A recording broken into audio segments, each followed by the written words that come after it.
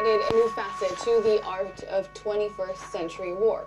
Hybrid warfare involving cyber attacks, trolling, and social media disinformation has proved an effective way of galvanizing support and even tipping the public mood.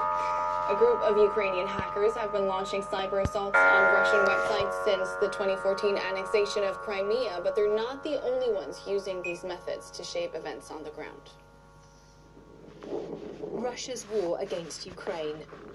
The attacks are not only taking place militarily, but also virtually. Ukrainian authorities accuse Russia of targeting government.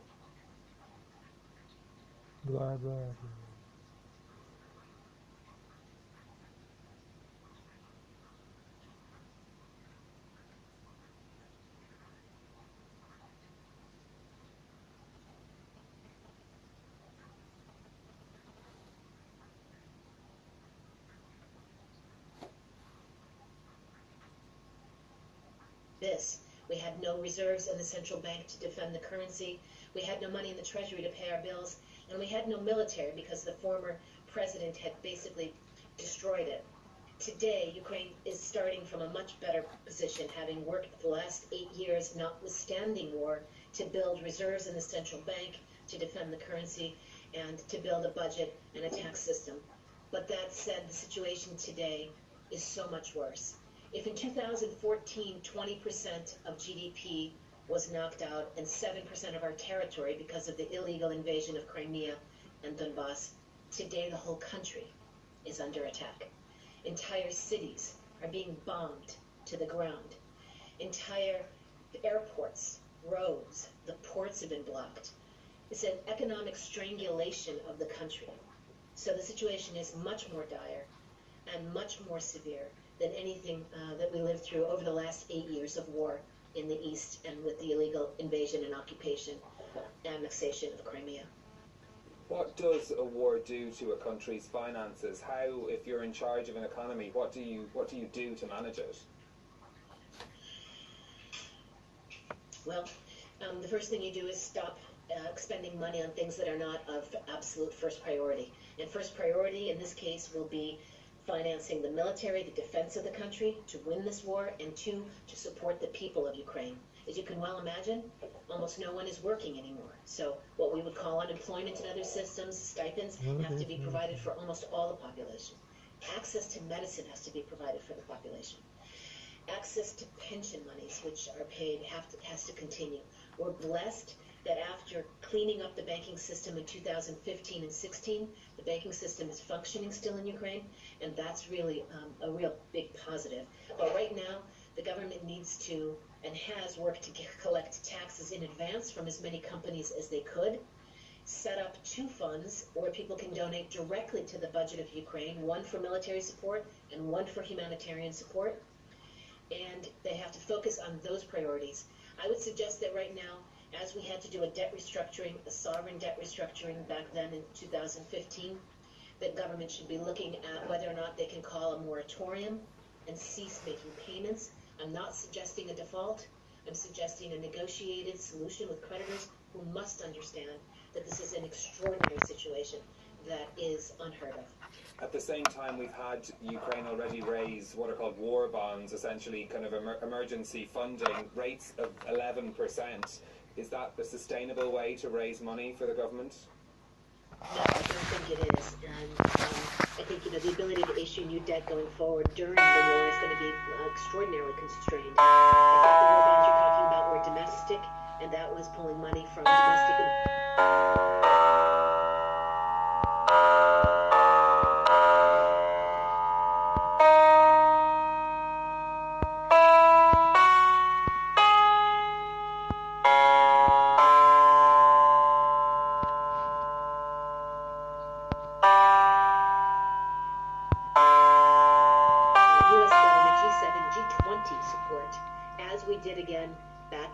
In 15, when we built a $40 billion balance of payments cushion with the support of our bilateral international partners. The same has to be done right now for balance of payments support urgently today. And I'm only speaking about urgent necessity to maintain sustainability and viability. I'm not talking about rebuilding, which is a whole other world. What do you make definitely worth pursuing, do you think?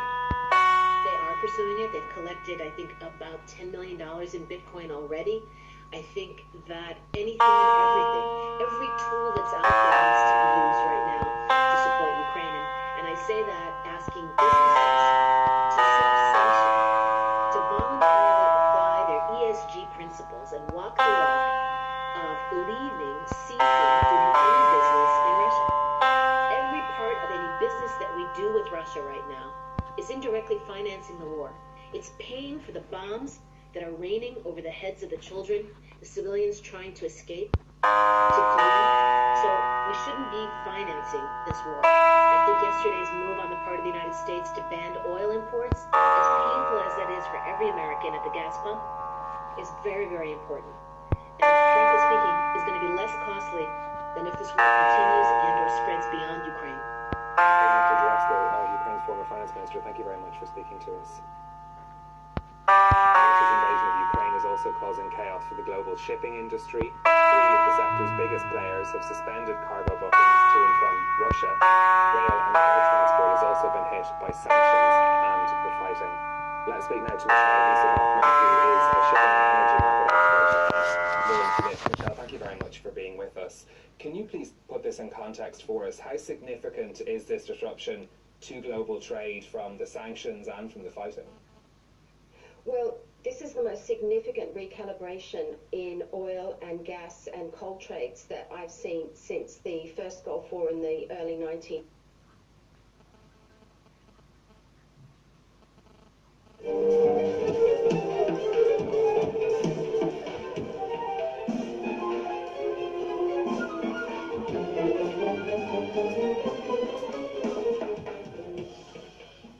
So let's look at how to write dominant seventh chords on an actual piece of paper, or in this case, a whiteboard.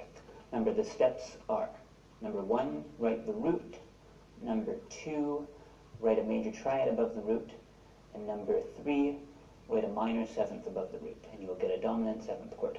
Let's do a few, just so you can see how they're all the same. Let's start by writing a dominant seventh chord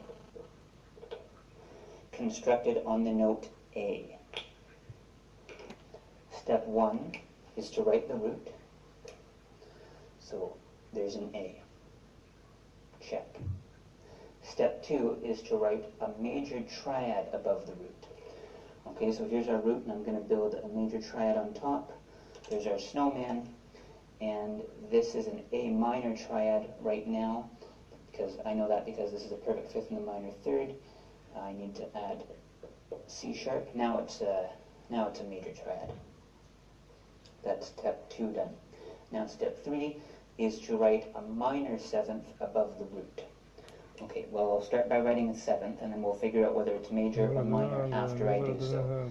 So there's the root, and a seventh above A would be that G up there. And now let's figure out is A to G a major seventh or a minor seventh?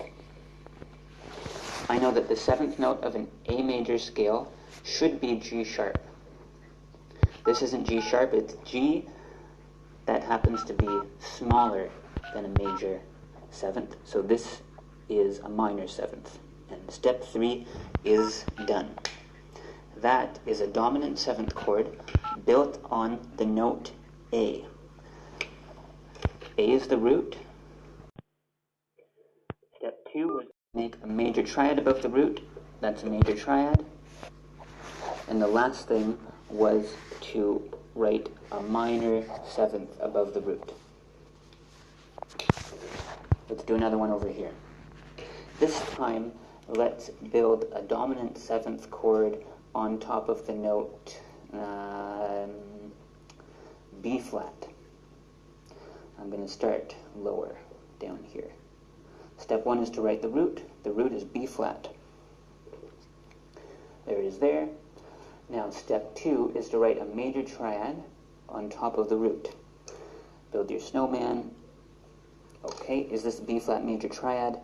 Yes, it is. I know that because B flat to D is a major third and B flat to F is a perfect fifth. That's our major triad formula that we learned in past lessons. And step 3 is to write a minor seventh on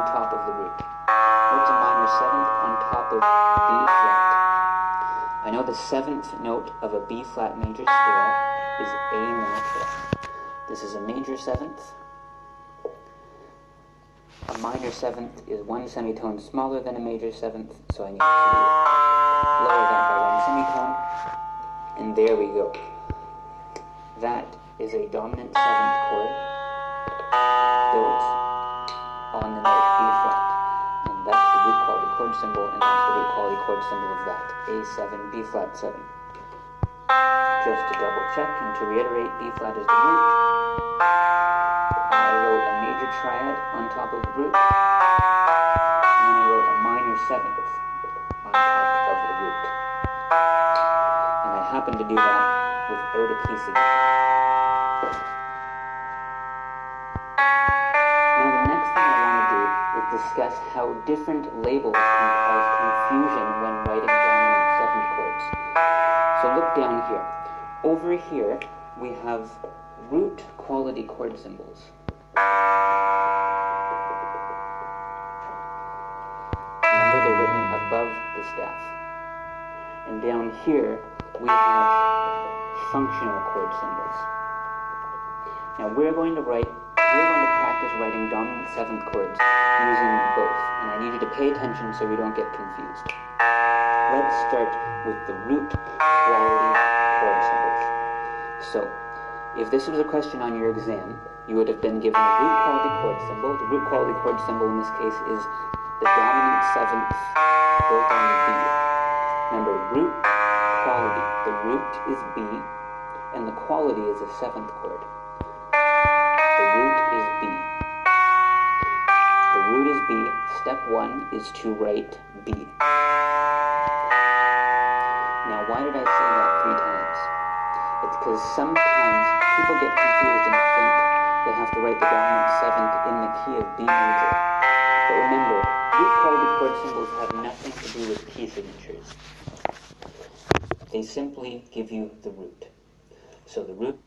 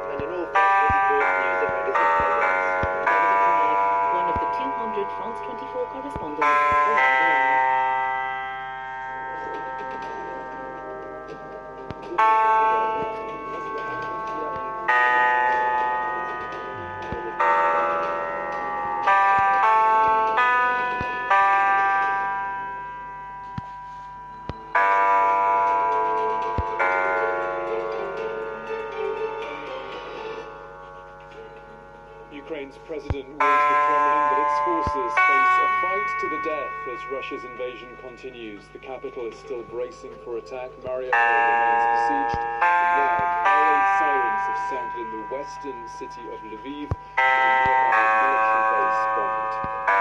The US condemns Israel's attack and display of violence. 12 ballistic missiles fired from outside of Iraq's borders have hit Erbil, capital of the northern region of Kurdistan. counter-terrorism officials say there's been material damage but no casualties. And it's election day in Colombia as the South American nation votes to decide the shape of its next parliament and a shortlist of presidential candidates. Polls suggest this spring's ballot could well bring the country's first ever leftist leader to power.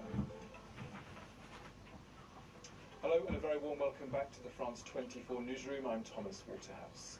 Russia's bid to gain a stronger foothold in Ukraine is now into an 18th day in one of the latest developments. Air raid warnings have been rung in the western city of Lviv, close to the Polish border, after the country's Centre for International Peacekeeping and Security in Yavoriv was hit by 8 missiles. Now elsewhere, Putin's troops persist in their pounding of Mariupol and armoured vehicles continue to nudge towards the capital. Close to 13,000 people have been able to exit conflict zones through 9 successfully opened humanitarian corridors. But Ukraine has accused Russia of killing 7 people, including a child, who were trying to escape a village near Kyiv. Camille Nedlek has this roundup. To the west of Kyiv, Shiv is a town utterly destroyed by Russian airstrikes.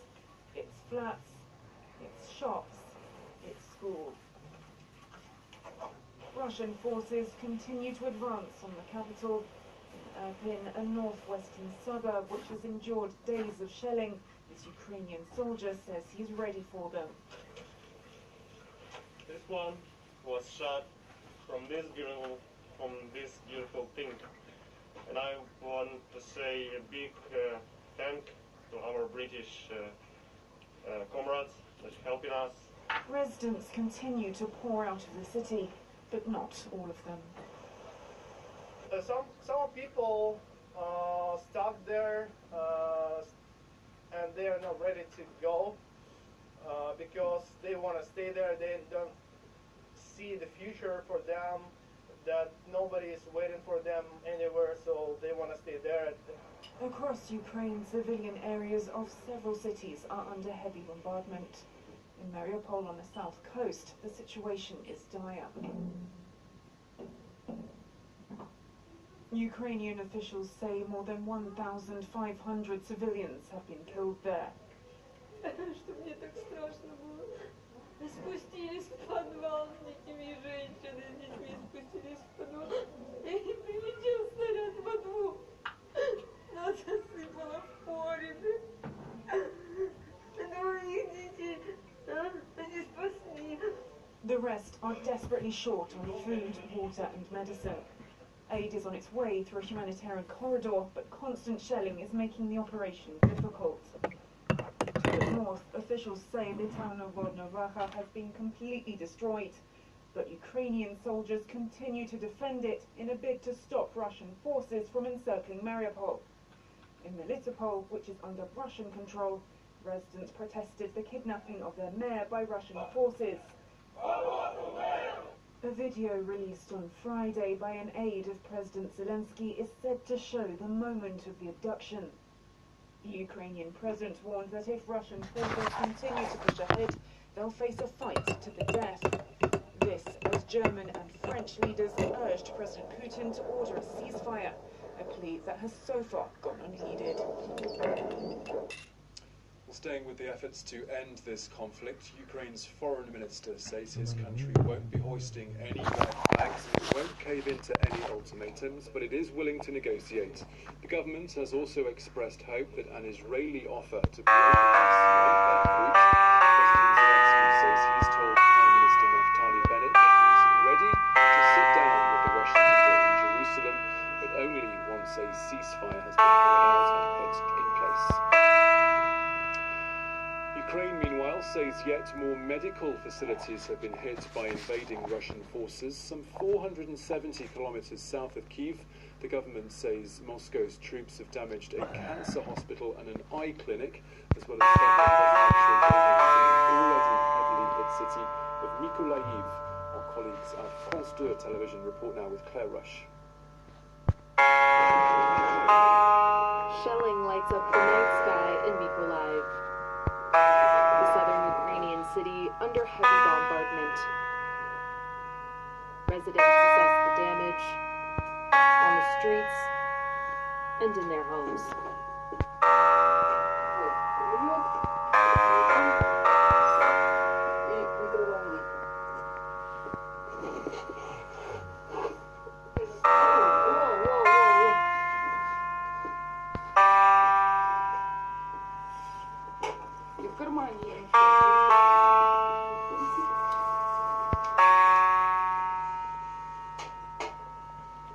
Traumatized, Yelena has decided to leave the city.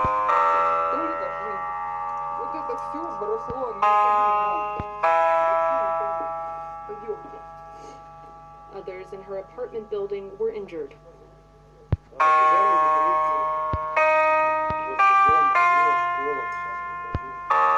This Ukrainian soldier has been photographing the damage.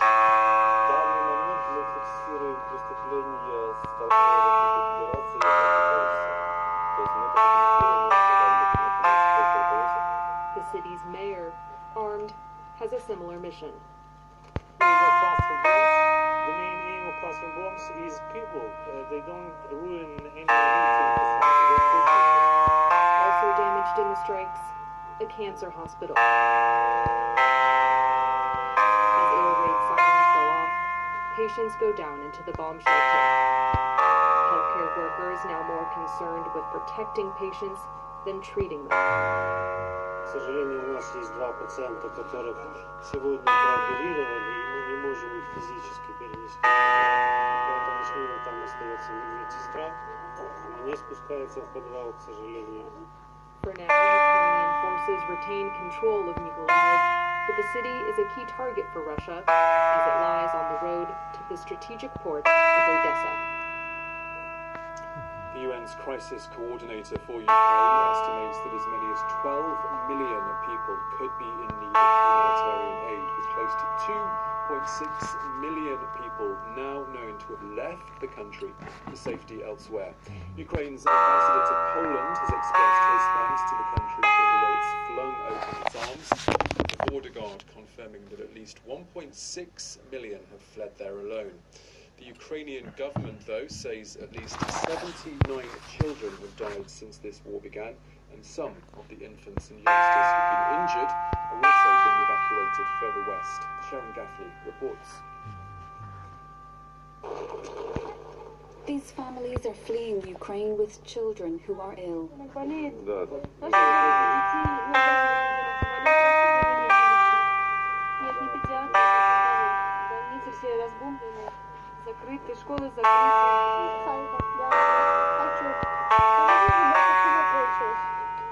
They're being transferred to Poland, just 85 kilometers from Lviv. Once impacted by the war, the western Ukrainian city has become a transit spot for those seeking refuge in the EU. Children with medical conditions pass through the city's pediatric hospital, but some are too unwell to travel.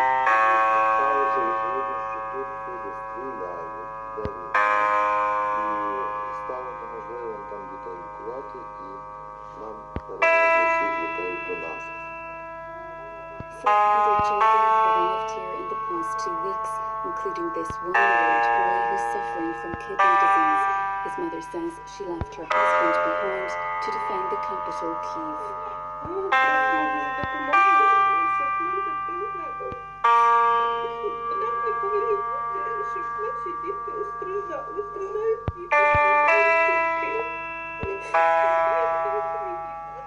Outside, Polish ambulances arrive to take more children to safety across the border. Travelling in bulletproof vests and in convoy, they're evacuating 240 patients. Up to 1,000 children are expected to arrive at this hospital for treatment in the coming days.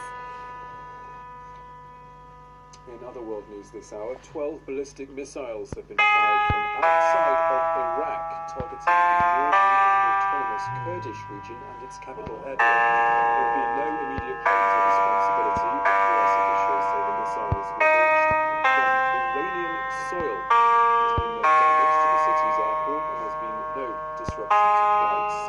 The US State Department has condemned what it's calling an outrageous suspicious attack. Washington believes no American nationals have been hurt and no US government facilities have been damaged either. To something of an embarrassment now, to a government that ushered in a strict zero-COVID policy. The daily caseload of coronavirus cases in China has soared to its highest level in 2 years. Health authorities say infections have doubled from Saturday, with nearly 3,400 new cases now confirmed nationwide. Almost 19 provinces are fighting to keep the lid on worrying outbreaks of the Omicron and Delta variants, with the northeastern city of Jilin now partially locked down.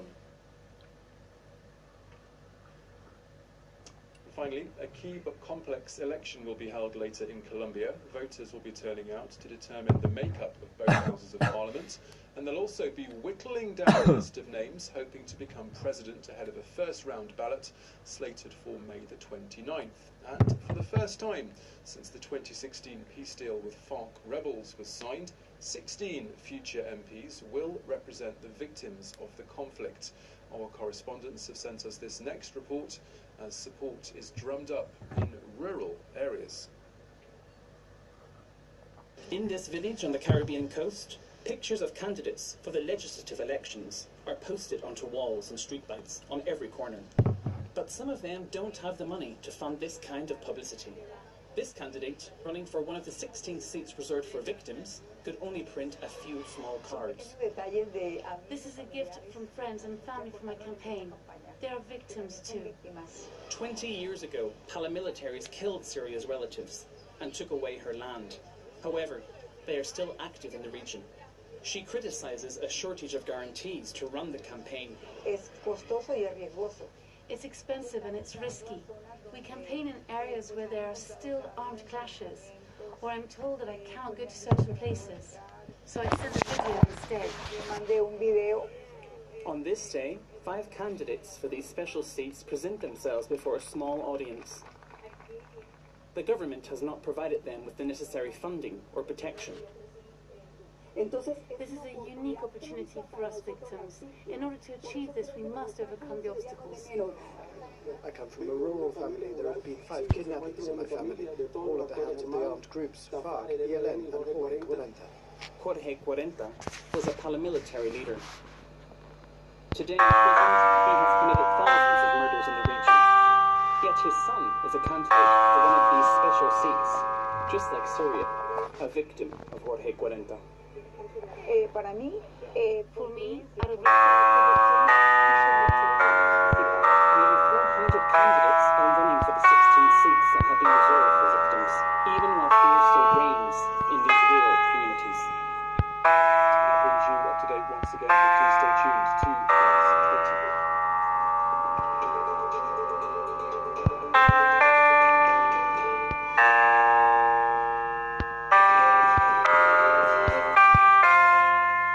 Suffered heartbreak in the Champions League yet again, Paris Saint-Germain is in request for the league title in today's clash against basement boys Bordeaux. The host players started Europe to against Real Madrid in midweek, noting another embarrassing and trademark capitulation from the Parisian side.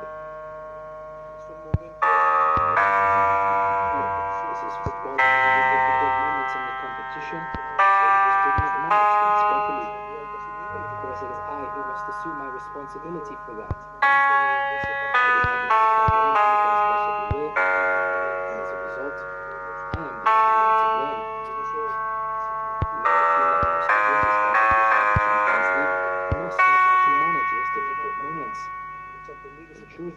We should have reacted in a different way, and that is our responsibility.